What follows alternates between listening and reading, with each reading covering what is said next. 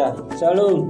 Shalom. Selamat pagi Bapak Ibu yang terkasih sama Tuhan. Puji Tuhan, pada kesempatan pagi hari ini kita akan memuji dan memuliakan nama Tuhan. Kita akan berdoa terlebih dahulu.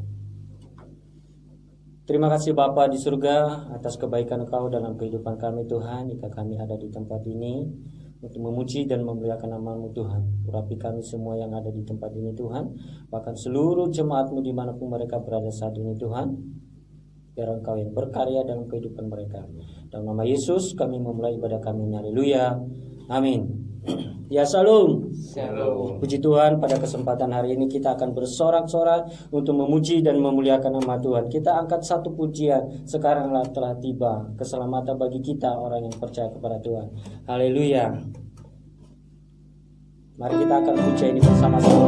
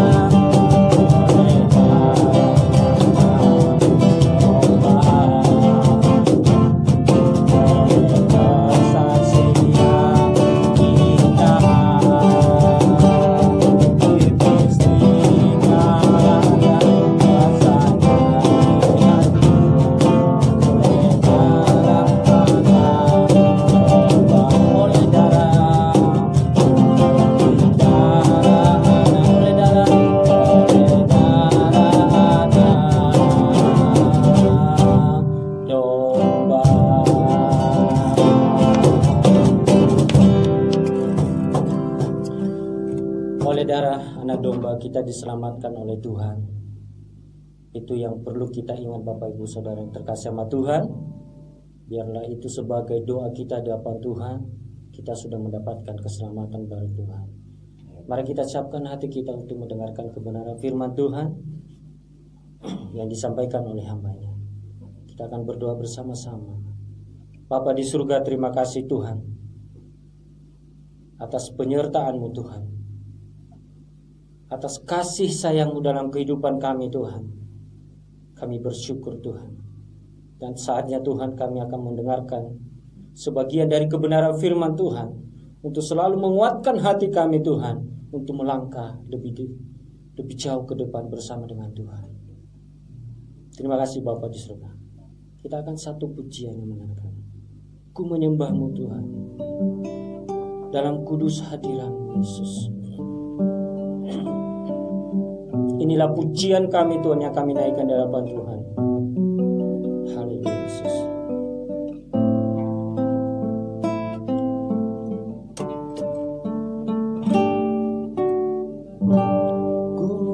menyembah dalam kudus hadirat-Mu hampiri. Tata kasih karunia-Mu Bapa,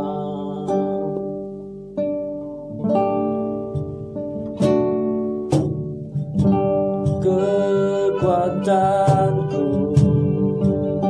hanya dalam hadirat-Mu, Yesusku. Hanya Kaulah segalanya, ku yakin Tuhan. Ku yakin Kau hadir di sini, ku rasakan kuasa yang tak terbatas. Ku yakin Kau nyata di sini, kemenangan terjadi di sini. Katakan sekali lagi, ku menyembah-Mu Tuhan.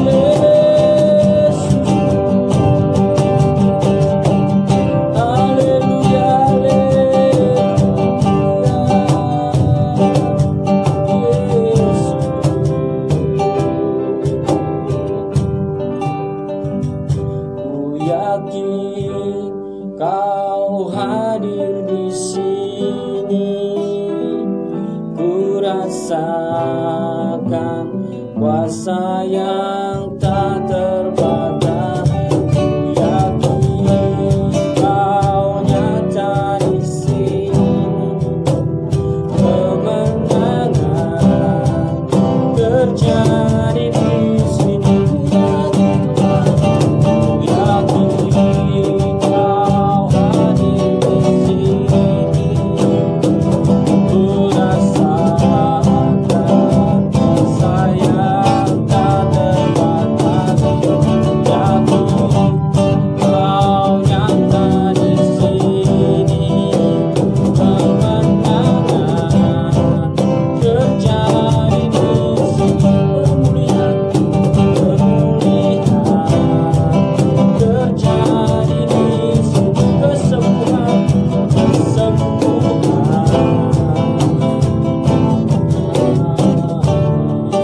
terjadi di sini.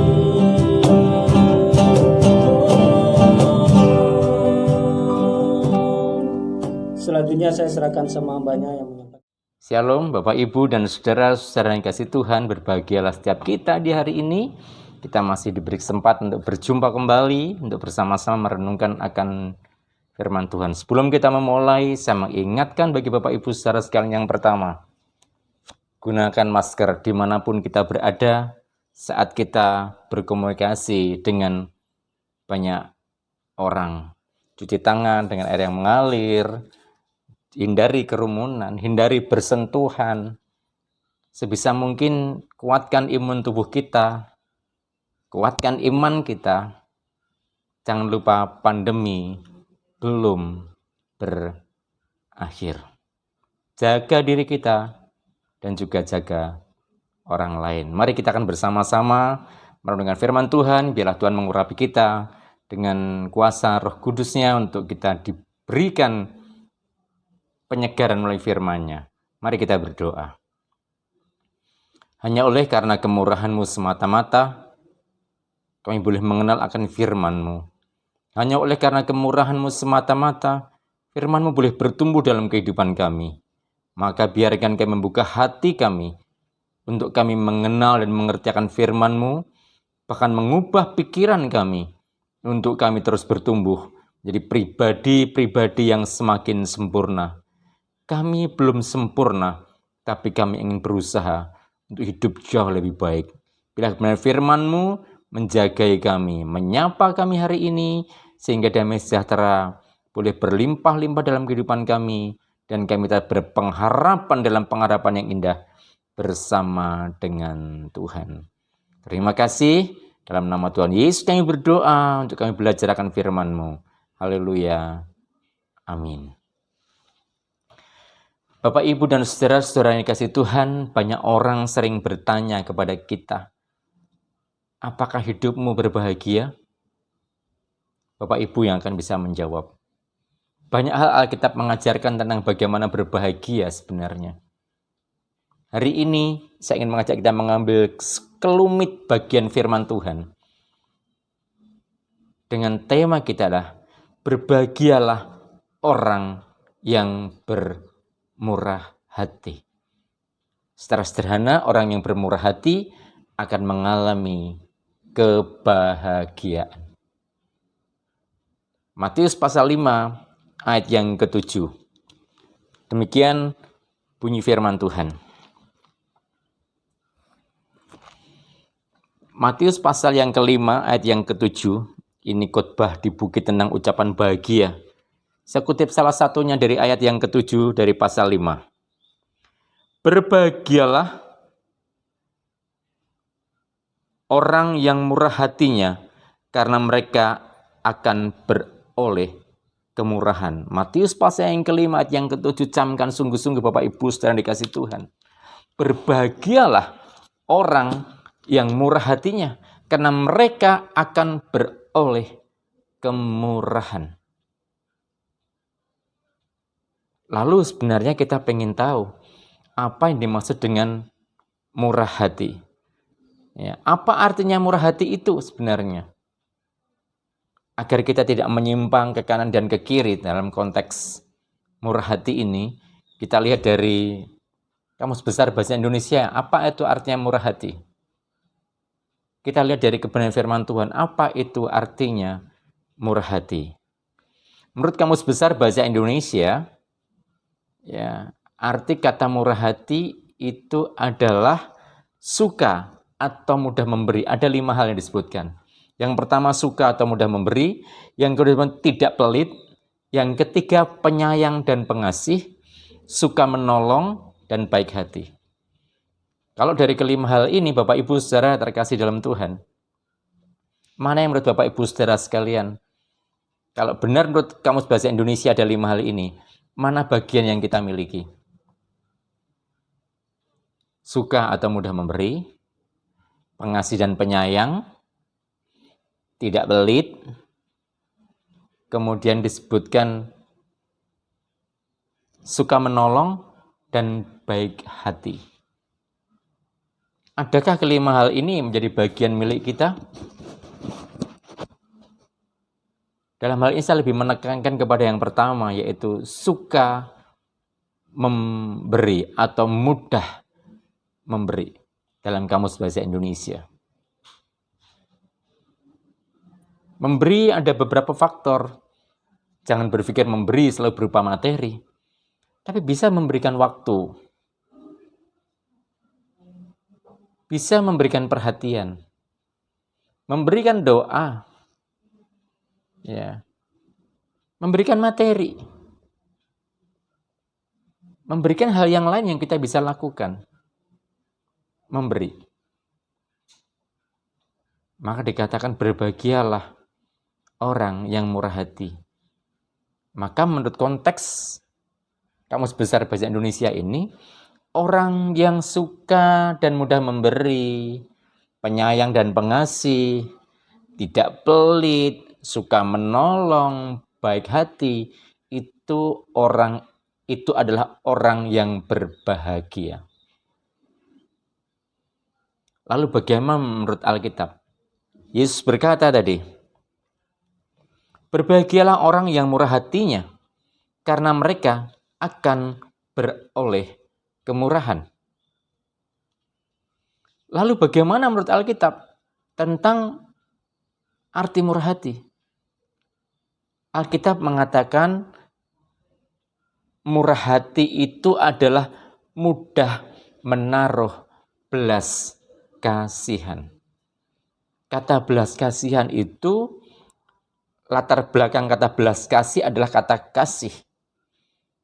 Jadi orang yang berbahagia adalah orang yang mudah menaruh kasih, hatinya berlimpah dengan kasih.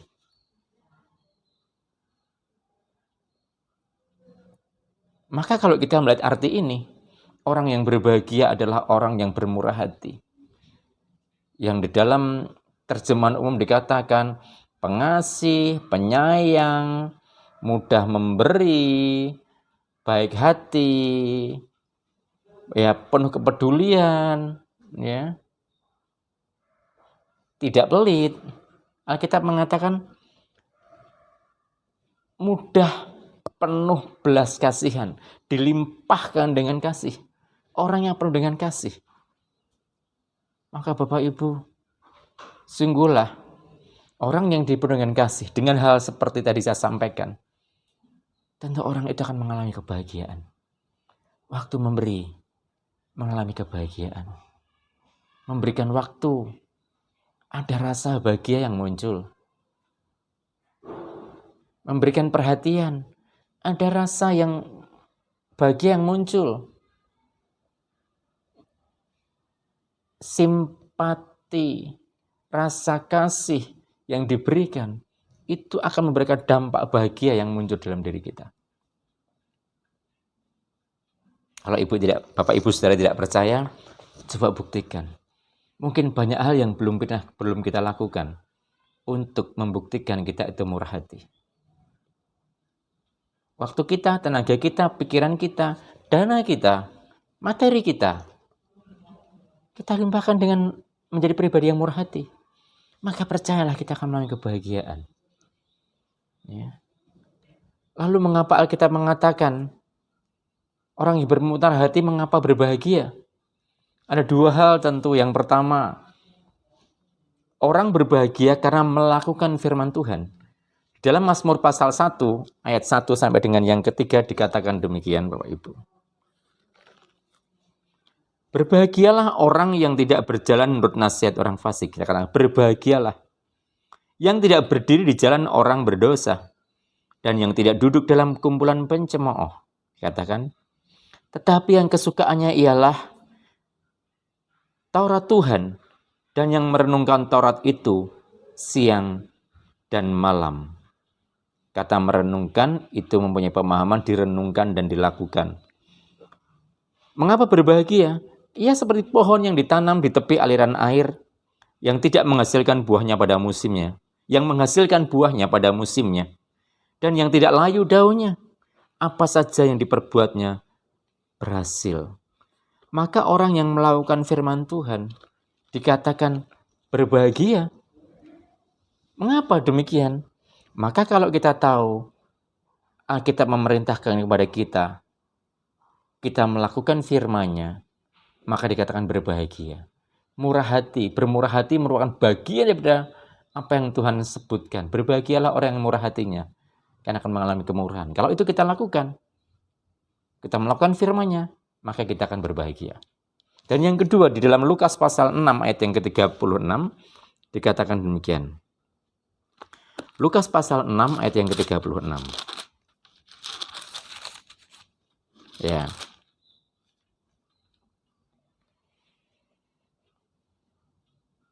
Hendaklah kamu murah hati sama seperti Bapamu adalah murah hati. Ya. Kenapa kita akan berbahagia? Karena kita melakukan firman Tuhan. Dikatakan di sini berbahagialah. Hendaklah kamu murah hati sama seperti Bapamu adalah murah hati. Artinya kita melakukan firman Tuhan. Waktu kita melakukan firman Tuhan, Alkitab berkata berbahagialah. Orang yang merenungkan firman Tuhan tentu serta melakukannya. Saya yakin untuk hal itu. Mari kita lakukan sungguh-sungguh. Murah hati adalah perintahnya. Murah hati adalah firman-Nya. Kalau kita melakukannya, Alkitab mengatakan kita akan berbahagia. Bagian yang kedua, mengapa kita berbahagia? Karena kita memegang janji Tuhan. Dalam Matius pasal 5 ayat 7 dikatakan bahwa orang yang bermurah hati akan menerima kemurahan. Maka kita pegang janji itu. Waktu kita murah hati, hidup kita, gaya hidup kita pribadi yang murah hati, maka Tuhan akan memberikan kemurahan kepada kita. Itu janjinya. Kalau saudara tidak percaya akan janji Tuhan, ya jangan melakukan firman Tuhan. Kalau saudara tidak percaya akan janji Tuhan, lalu apa yang mau kita percaya? Hidup kita adalah pribadi yang ditebus oleh Tuhan. Maka kita berjalan sesuai dengan firman-Nya. Kalau kita ini tidak murah hati, artinya kita tidak penyayang, tidak pengasih. Kita ini pelit, tidak suka memberi. Semuanya diperhitungkan dalam hidup ini. Hidup saudara akan tersiksa. Karena akan saudara selalu berkorban dalam hidup ini. Itu tidak ada rasa syukur dalam hidup ini. Apapun saudara lakukan. Tapi kalau saudara murah hati, saudara akan mengalami damai sejahtera. Akan mengalami sukacita. Akan berbahagia dalamnya. Ya. Karena kita memegang janji Tuhan, saat gaya hidup kita diubah menjadi gaya hidup yang murah hati, kita pegang janji Tuhan, kita akan mengalami kemurahan. Saat kita pegang janji Tuhan, apa yang kedua yang kita rasakan? Kita lihat Lukas 6 ayat 38.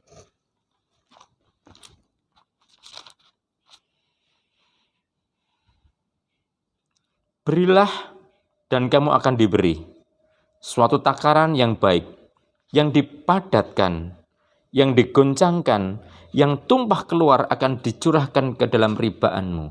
Sebab ukuran yang kamu pakai untuk mengukur akan diukurkan kepadamu.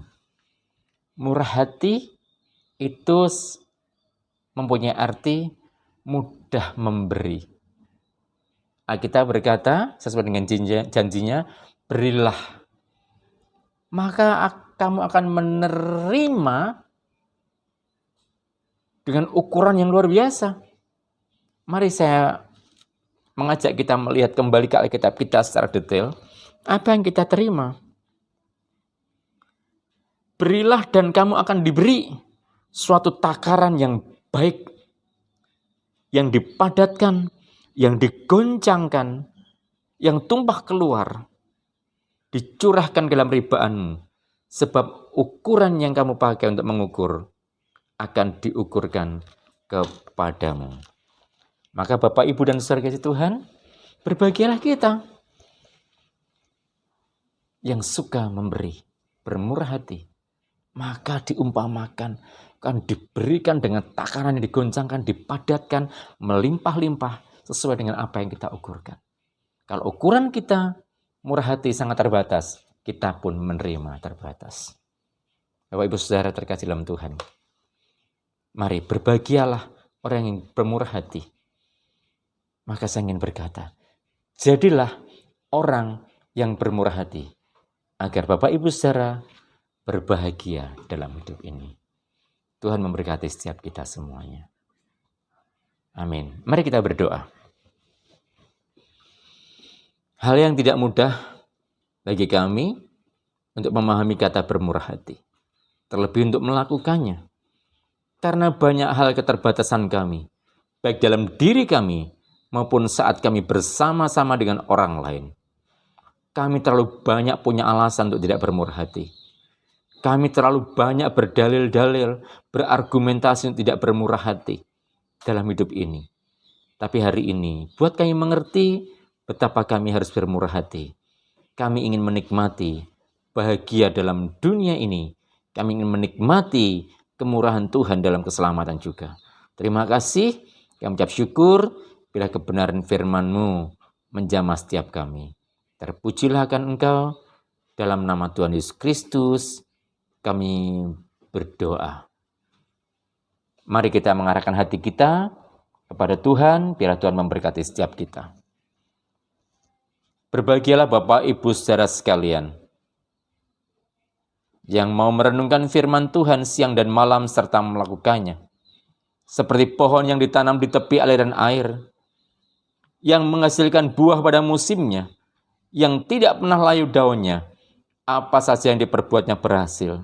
Maka diberkatilah Bapak, Ibu, Saudara sekalian, mulai sekarang sampai selama-lamanya, dalam nama Bapa, Putra, dan Roh Kudus. Amin. Tuhan Yesus memberkati setiap kita semuanya. Ya, terima kasih Bapak Ibu yang terkasih sama Tuhan. Kita sudah mendengarkan kebenaran firman Tuhan yang disampaikan oleh hamba-Nya. Biarlah setiap kebenaran firman Tuhan yang kita dengarkan, kita membawakan dalam kehidupan kita sehari-hari. Dan tiba saatnya kita akan memberikan persembahan kita, dan kita akan berdoa terlebih dahulu. Bapa di surga, terima kasih kami sudah mendengarkan kebenaran firman-Mu Tuhan. Biarlah Engkau meteraikan dalam kehidupan kami sehari-hari dan hingga kami bisa mempraktekkan dimanapun kami berada Tuhan. Sebentar lagi Tuhan kami akan memberikan persembahan kami. Berkati seluruh jemaat-Mu dimanapun mereka berada Tuhan. Berkati usaha mereka, pekerjaan mereka Tuhan. Dalam nama Yesus kami berdoa dan mengucap syukur, haleluya, amin. Kita akan puja, segala puji syukur hanya bagi-Mu Tuhan, haleluya.